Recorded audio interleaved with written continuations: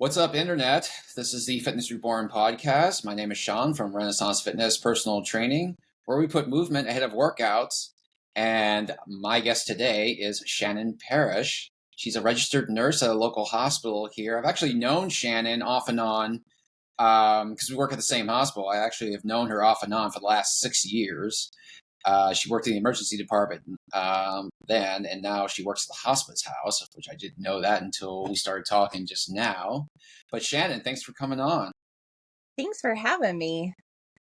Yeah. So thank you for coming on, for stepping out of your comfort zone. I know you haven't done something like this before, and I appreciate your bravery and your willingness to share with me and everyone who's listening. But I think voices like yours are especially important because, podcasts in general, they tend to be kind of filled with a whole lot of experts, and that's fine. I like experts, but, people like to hear from normal people, I think, just like you said.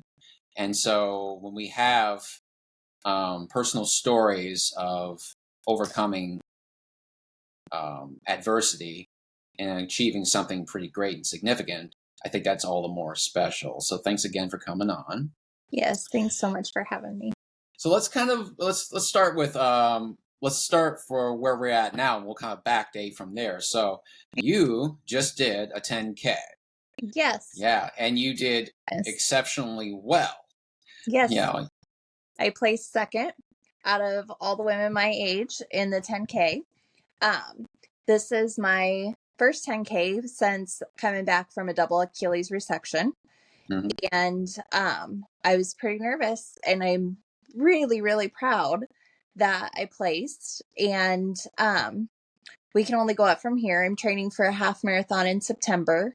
So this was a training race for me. So nice. I called my coach as soon as I was done. I didn't call, I texted my coach as soon as I was done and let him know kind of my progress. And we just are really, really excited because in January, I was cleared to run again after my Achilles resection, and I couldn't even run 30 seconds at a time. It hurt my Achilles too much.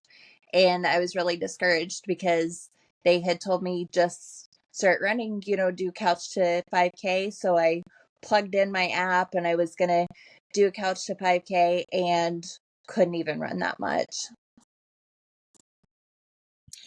So what happened that you needed to have an Achilles resection there too? So, it's kind of funny. I had bunions. Okay. But I just have bad feet. And the doctor, the podiatrist that I did specializes in bunions. And he said, you walk funny. Your Achilles are too tight. That's why you have these bunions. So the only way that he would fix the bunions was to resect the Achilles. So my Achilles were just too tight and they needed loosened. So he clipped them and then reattached. Gotcha. So he said you walk funny. Had you ever been told that before? No. And you walk funny. He's sweet. It's a local podiatrist and he's sweet.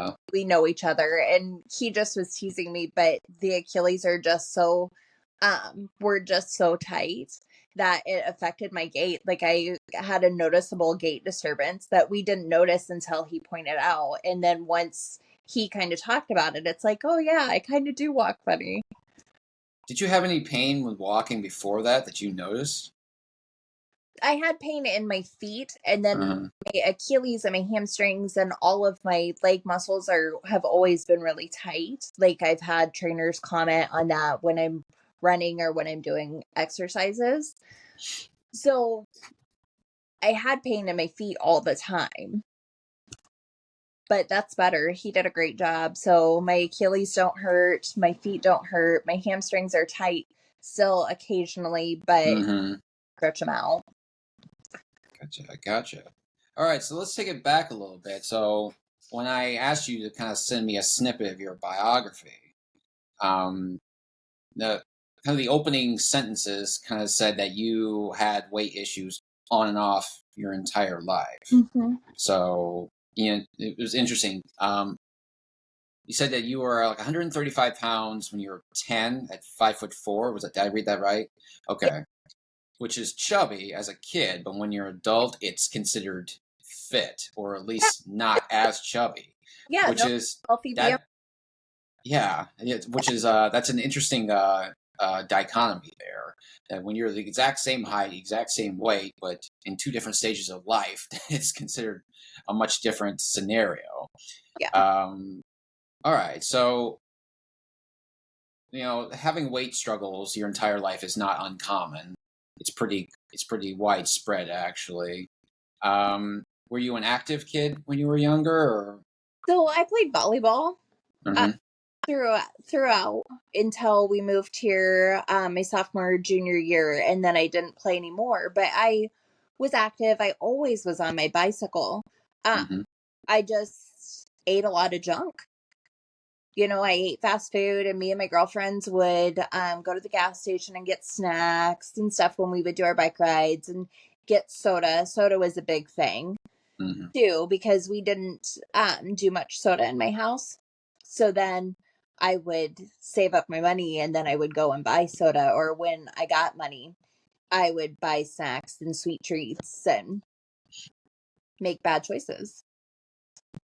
Yeah, that's pretty common. I mean, I made the same choices when I was a kid. I mean, sugary snacks are just—they're everything. They're everywhere, and you want them all the time. And soda is especially bad because it's insidious how it creeps up on you, because you're Mhm. just kind of draining all this liquefied sugar. Yes. Yeah. So yeah, yeah. So all right, now, okay, so you made a lot of very common bad choices when you were a kid. So, but you also noted that those choices carried over into adulthood, especially after your second child. Now, you did note it was the second child is when the real problems started to happen, but not the first. Yeah. Yeah. After the first, I was pretty active, and I did gain some weight, after her, and I got pregnant. When I got pregnant with my second baby, I weighed as much as I did when I delivered my first baby. So there was a weight Oh, gain, okay. but I was pretty small with my first pregnancy. I didn't gain much weight. So I got pregnant with my second baby at the same weight that I delivered my first baby. Gained a lot of weight with that pregnancy, even though I had hyperemesis gravida. There were certain foods that I could eat and that I could keep down. And I don't know if everyone knows what hyperemesis gravida is. Yeah, no, I was going to say, like, for clarity, why don't you tell us what that is? So it's where when you're pregnant, you can't keep anything down. Yeah. I had selective hyperemesis gravida, so there were certain foods that I could eat, and it was bizarre foods that were unhealthy. So I could do breadsticks from Pizza Hut, or I could do Laffy Taffies with the little um the watermelon Laffy Taffies with the little watermelon seeds. I could keep Hmm. those down. So basically my doctor said, I don't care what you eat, just eat, take your multivitamin, and go about your business. So I was able to gain weight, lost all my weight after the baby, had no problem with that, and then developed some postpartum depression. And while I had the postpartum depression, decided that I'd change jobs, took a job where I took call, um, and then started to go to school for my bachelor's and had all this stuff on my plate and couldn't keep up. So we had fast food, or I would make fatty casseroles with cream of mushroom soup and cream of chicken soup and the Midwestern stick to your ribs kind of food. And I would eat more than my husband. So I just gained weight and gained weight and gained weight. And it just kind of spiraled. You ate more than your husband. Do you think that was, do you think that was depression related? It may have been. It may have been, and it was stress related because I have two kids. Hmm. I have a husband. I take call. I'm in school for my bachelor's. I'm doing preceptorships for my bachelor's. And there's so much stress, and I want good grades because when you go back to school, when you have kids, there's more pressure to do well. because you have, you're doing it for your kids. Hmm. So, okay, so you know that you had postpartum depression. This was after the second child, correct? Mhm. Okay, but Yep. you didn't experience anything like that with the first child Nope, that I you had know. postpartum depression after my first baby too. Okay. Yeah. Okay. All right. So that wasn't a new thing. So you had the postpartum depression after the child, which actually is pretty common for It is. those of you who are listening. It's a pretty common thing to, for women after they've had babies to sort of catastrophize their entire life. So it's a very common, widespread thing to happen. And so then you decided you were going to go change your entire life Yeah. in the midst of these post baby blues. You decide you were going to upend your entire life, go back to school, take a different job, just kind of, you know, you have the best intentions in mind when you do stuff Right. like this because you want to improve your life and everyone's life overall. But then you kind of like you had another child, and now you're kind of making all these other huge decisions right after Yeah. that. Yeah. And my goal was, I'm going to do all these things, and the job was going to be Yeah. better because it was challenging, and maybe that's what I needed to pull me out of my funk. And Hmm. the challenge of school, I always loved school and learning, so maybe that will pull me out of my funk. And it just made things worse. But you didn't quit. You kept going. Yeah. Oh gosh. Nope. I kept the job with call, and I graduated with honors and Nice. busted my butt. So So trying to see. Okay. So we have the career change here. Um, but let's say you got out of all of that, yeah, and your life did improve, but you were left with all the after effects yeah, of doing that. And so now we're brought back to the issue of your weight and your health being an issue. yeah. So what ended up happening? I was over 100 pounds overweight. Hmm. Um, and I woke up one day and decided I was done. I had tried all the diets, anything you could come up with. And I consistently worked out during this time and did home workouts and lifted weights. And so I did that, and I walked and I ran and I did those kind of things with these diet attempts and trying to lose weight. So I had that going for me. But like I said, I just woke up one day and I was done. I was sick and tired of being sick and tired, and feeling bad about myself and not being able to take care of my kids because I couldn't keep up with them. I couldn't go and do things with them because I was 100 pounds overweight. So I busted my butt for 2 years. It took 2 years. I lost about 110 pounds. Right now, I cycle between 90 to 110 pounds lost. And the reason that I cycle, because people will be like, well, that's 20 pounds fluctuation. Like, that's awful. Um, I had two Achilles resections in that time period. And I lost one of my best friends and gained some weight after I lost her because I ate my feelings. Hmm. Because sometimes that's what you do when you lose someone close to you. Um, no, you said you were done. You woke up one morning. You said you were done. Was it really just that kind of Mm-hmm. that abrupt? You just kind of It was, got out of bed one day and just something snapped, yeah, and then you decided you were just going to take a different trajectory in life. Was it really just yeah. like that? I I couldn't look myself in the mirror. Um, it was hard to look at myself and feel good about myself. And I have the best husband. I have absolutely hands down the best husband in the world. He, every day of our marriage, has told me in the morning and at night that he loves me. And he tells me every day how beautiful I am and how lucky he is to have me. And I looked at myself and I'm like, I think I'm not lovable like this. I feel awful about myself. And here here he is loving me and taking care of me and being wonderful to me, and I'm not taking care of myself for him. Like, how is that? And for my kids, it just, enough was enough. It's still kind of a mystery how people kind of get to that point there, because a lot of people could just kind of rest back on the saying, well, my husband says he loves me, Yeah. and that's all I need. My kids say they love me. My husband says Hmm. he loves me, and that's really all I need. It's what keeps me going here. But for a lot of people, that's really, and a lot of people that is literally enough, and they don't do anything. They don't see any issue with how they live their lives and how the state of their health might be. They have the love and support that they need, but they don't do that. That's not enough to catapult them into actually changing their life. But even if they're not 100% happy with what they look like, they kind of fall back on what they hear externally. Yeah. Yeah, but you weren't one of them. You decided, no, no, this is not good enough for me. Yeah. Yeah. And that's what it is. You have to love yourself. And Mhm. um for the longest time I didn't love myself because I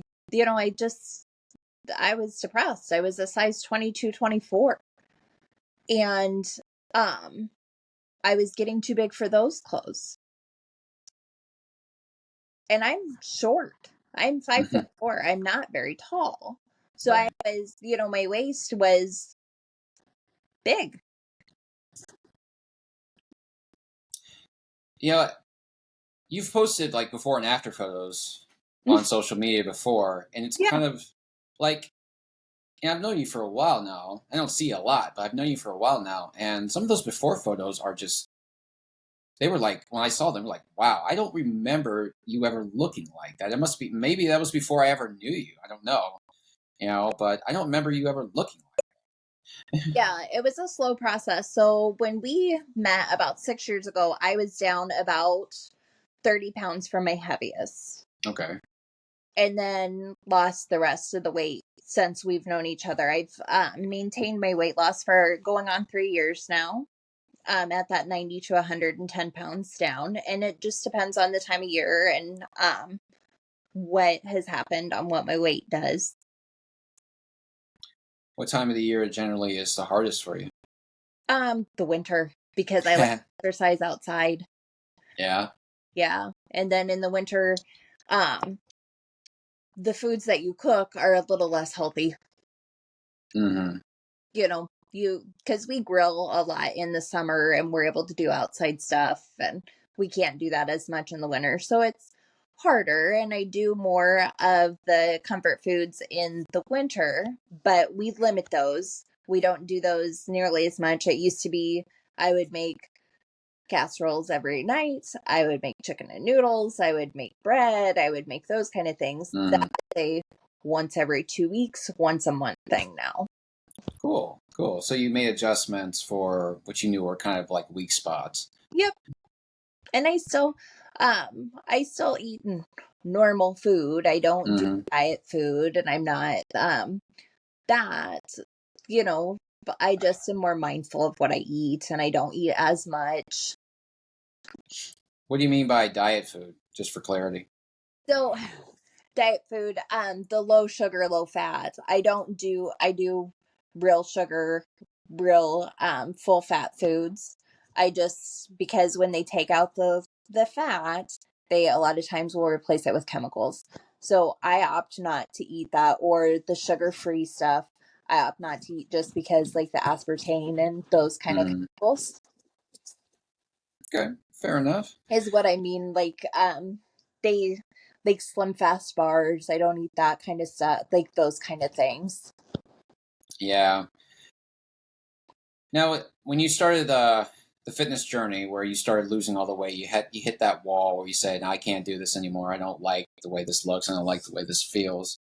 Um, a lot of times, what people run into when they start this journey is that, well, they had the spouse that was supportive at first, Hmm. but then once they start making the improvements, now obviously this wasn't your husband, but once they start actually changing their lives and making the improvements, then they find out that that one supportive husband or wife is not really around so much anymore, and they're kind of losing that kind of external support there. So did you, I guess the question I'm asking for you here is that, were you one of these people that you really internalized all the responsibility of this on your own, or did you really depend on that outside support system? So it varied. It really Hmm. varied. My husband helped a lot and was a good support. He would go, like, we lived near the Ledges, a state park here in Iowa, and Nice. we lived close, so we would go and walk it, and he would always lap me and be able to climb the rocks faster than me and do things, but he would go with me and try to do that, or he would go on walks with me and do those kind of things. But it's hard because he was, at that time, he was much more fit than me. And so it would make me feel bad to go with him. So then his support, he would support me and I wouldn't want to go. I wouldn't want to go because I was embarrassed because my husband Yeah. would be half a mile ahead of me in the trails.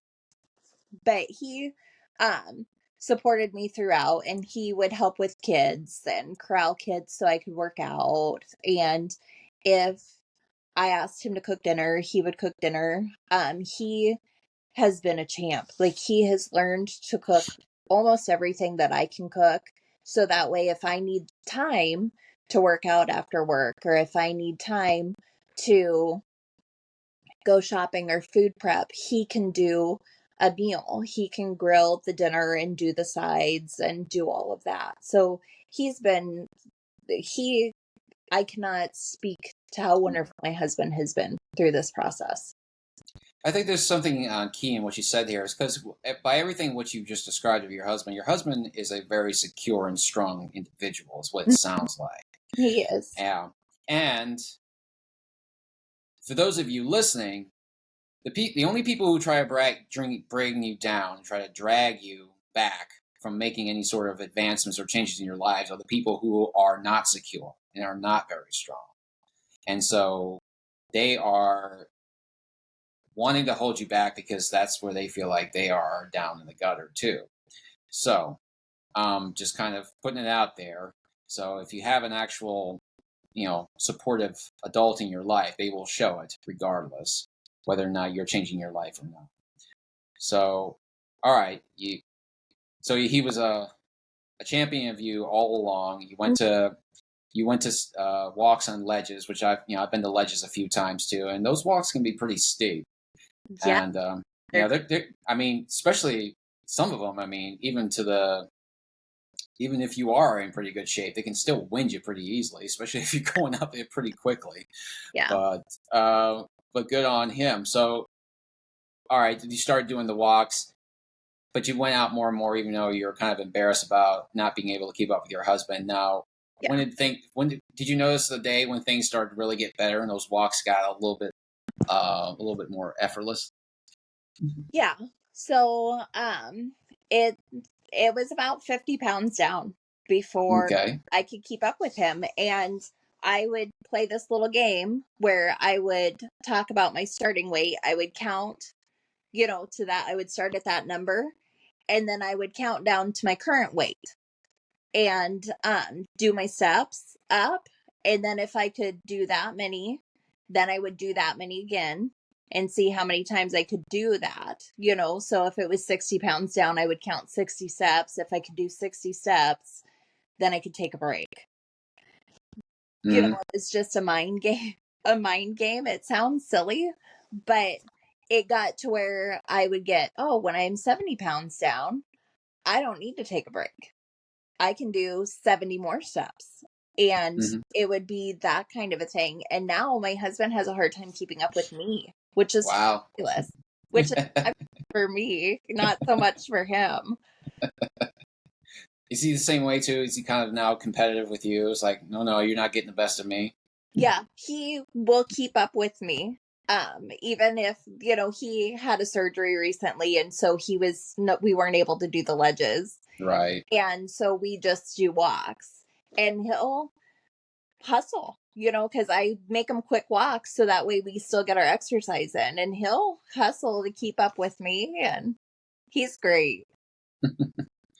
All right. So So you all right? So you're down the weight that you wanted to lose. So Yep.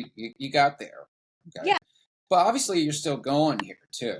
I mean, you have things in front of you here. You could have just said, "Well, I'm good where I'm at," Yeah. but you seem like you're pushing towards something else now. Are you still okay? Well, you have the half marathon that you talked about earlier.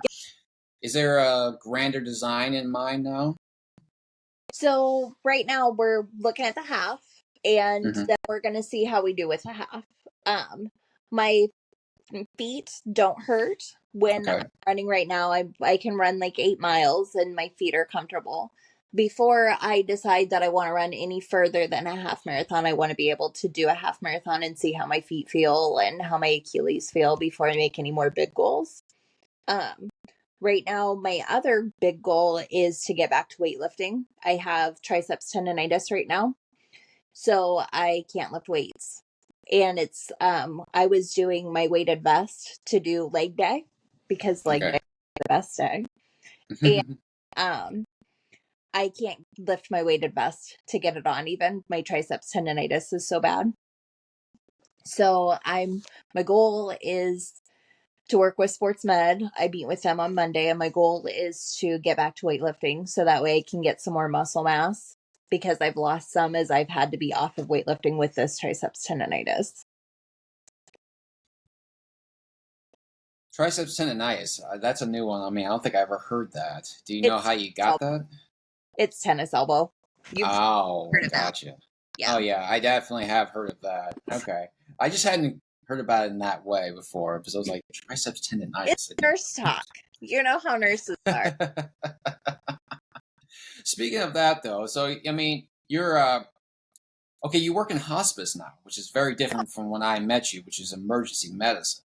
Yeah. Um, how, how's that work with your life now? I mean, is it better or is it just different or, The hours are better. Um, okay. so then I'm able to get my workouts in a little bit better. The stress is a lot less. It's different, a different Mm-hmm. kind of stress by all means. Any type of nursing, there's stress. This is a little more rewarding to me than emergency medicine because people appreciate you more. In Yeah. emergency medicine, you don't get those warm, fuzzy connections with your patients. And here I do get to connect with my patients. And even if my patient is to the point in life where they're not responsive, I get to connect with their family and I get that bond and I can take care of my patients and I can love them, because that's ultimately, as a nurse, I want to love my patients, which I may was, was what? which may sound funny to some people, but if I'm taking care of you, I want to love you and I want you to feel better and I want to take care of you.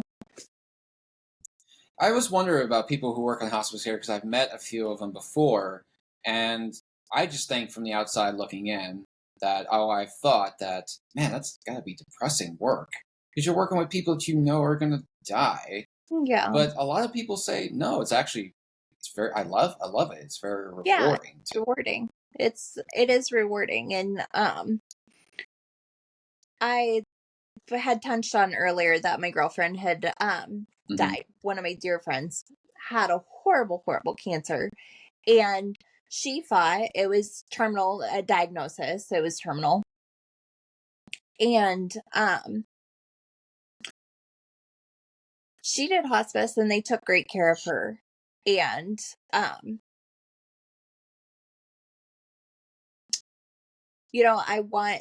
I know how much her husband and how much she appreciated the nurses that took care of her when she died. And I want to do that for people. You know what I mean? I want to support Hmm. people in the same way my fellow nurses took care of her.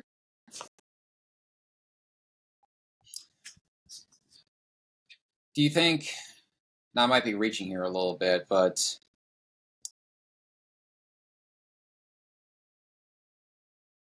I don't know. I mean, a lot of people when they completely remake their lives, when they get on a fitness journey and they get healthier, they get stronger. You know, they kind of like, especially when they get to be our age here, and we're both in our 40s. Yep. They kind of, you know, the which is the knowledge that life is not going to go on forever, and you've had experiences like you where you've seen people who are close to you die of slow illnesses. Yeah. Um, I just know because when you really get down to it, when you get to be our age here, and where most people kind of expire in around their early to mid 80s, this is midlife. You Yeah. don't typically think of it like that, but this is midlife Oh, yeah. for most of us. And Yeah. the fact that slow deaths are characteristic of how people die these days. Yeah. It's not really the sudden accidents that take people. Right. Or the dying It's sleep or right. yeah. It's the slow progressive deaths from cardiovascular disease, cancer, neurodegenerative diseases, that kind of thing. That really get you. And when you get to this point in life, you really start to appreciate that more. And the more you can get ahead of stuff like that, the better. And now I guess I'm getting to the point now where I'm starting to preach. But do you agree with that outlook? I absolutely do. And I see this as midlife for me. And Hmm. I since my stuff died, I have really challenged myself to live my life a little bit more Hmm. because sometimes you just go through life and you go through the motions and you just do your stuff day to day and you don't appreciate stuff. And to have more gratitude and to enjoy life more because she has a little boy who she won't get to see grow up. My kids are 23 and 17, and I have gotten my time with them, and I get to have time with them, and she didn't get that, and how unfair it is. And so I'm trying to make up for that, since she Hmm. didn't get that, I'm trying to appreciate it more in my life. Would that be the why in your life now? It's a driver. It definitely is a driver, and my why is my kids and my why is my Hmm. husband and my why is, you know, Sure. yeah. I just always kind of think I mean, there's always kind of I think there's always something that is a bit larger that really kind of pushes us forward that maybe we're not kind of completely conscious of. Yeah. When you take in the totality of someone else's life here, and I see this a lot when I talk to people here, is like they tell me things as we're talking. Sometimes they kind of breeze over a few things, or it's just kind of a detail in their story. But then it kind of like it seems to tie together Hmm. when you look at it from a bird's eye point of view, or at least it is for me when I'm looking at everything. I see one thing, one dot leads to another, leads to another, leads to another, and then I try to bring it home for them, and then it's like, oh yeah, that actually does kind of provide some clarity. That all does all kind of tie together. Yeah. All right, so the half marathon coming here In in September. September. Are you training for that any differently? You train for this one? So this, so I didn't train for this 10K per se. This is Okay, so my 10K was a training run right. for my half marathon. So I just adjusted my training plan. I traded weeks so that way I could use this 10K as my big run for the week. So, yeah, I just keep going. Next week I have a 9 mile run, which will be the longest that I've ever run in my whole life. Hmm. And we'll see. I'm excited for it. I'm nervous. I get nervous every week when he ups my mileage. How often do you run or work out a week? Um, so right now I run 3 days a week and then I do walks the other days of the week. And I don't have to get 10,000 steps a day or I don't have to Hmm. get so many miles a day. I just try to be active for the 30 minutes a day.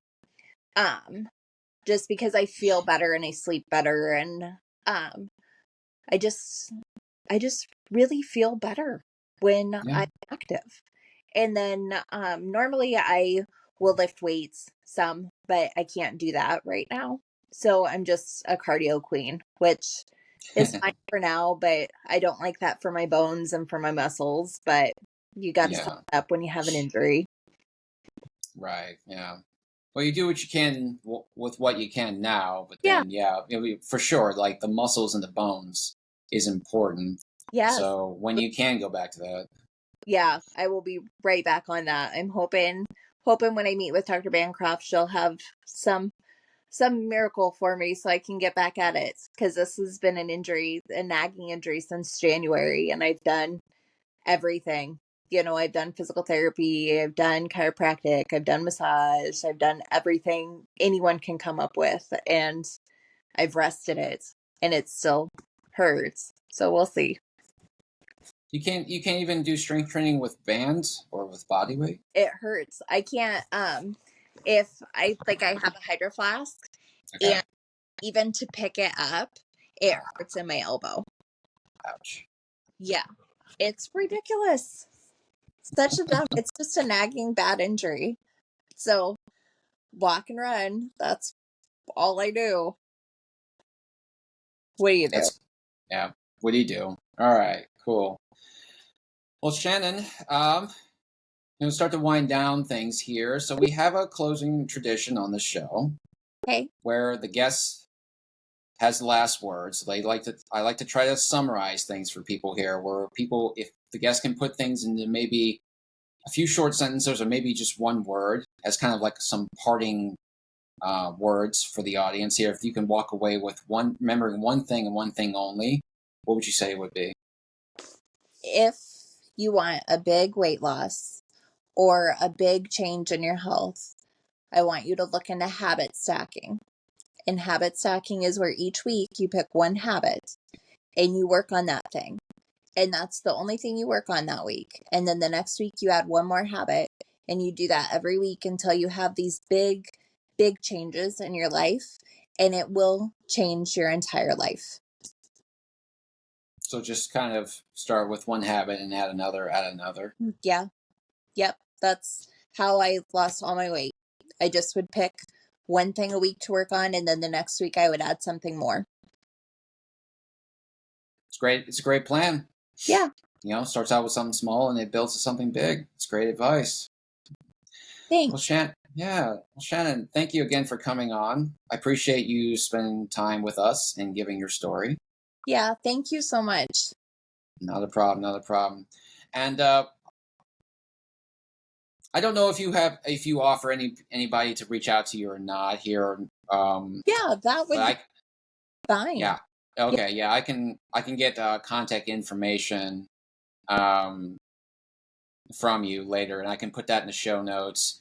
Yeah. Like I always do with just about everybody that I interview. So if people want to contact you, I don't know, you don't do coaching or anything, but do you? No, Okay. no, eventually that's something that I want to do, but Mhm. if someone just has some questions or someone needs some advice or just wants to hear more of my story, I'm glad to share. For And sure.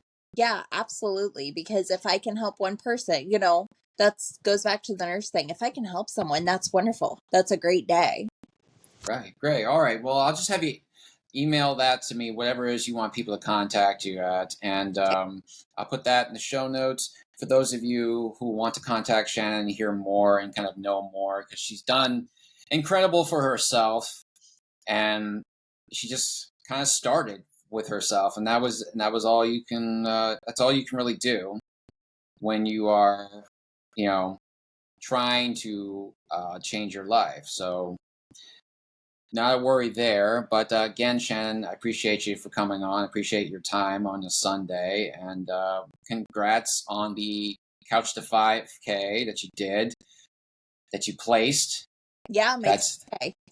yeah, on your 10K. Yeah, you placed. Congrats on that. Good luck on the half marathon coming up. I've done that myself. I know that's something that's a whole nother animal right It's there. tough. Yeah. But it's also fun. But all right. Thanks again. And thanks again to everyone who has listened, everyone who will listen in the future. This is the Fitness Reborn podcast. My name is Sean from Renaissance Fitness Personal Training. I'll see you on the other side. Until then, move forever. Peace.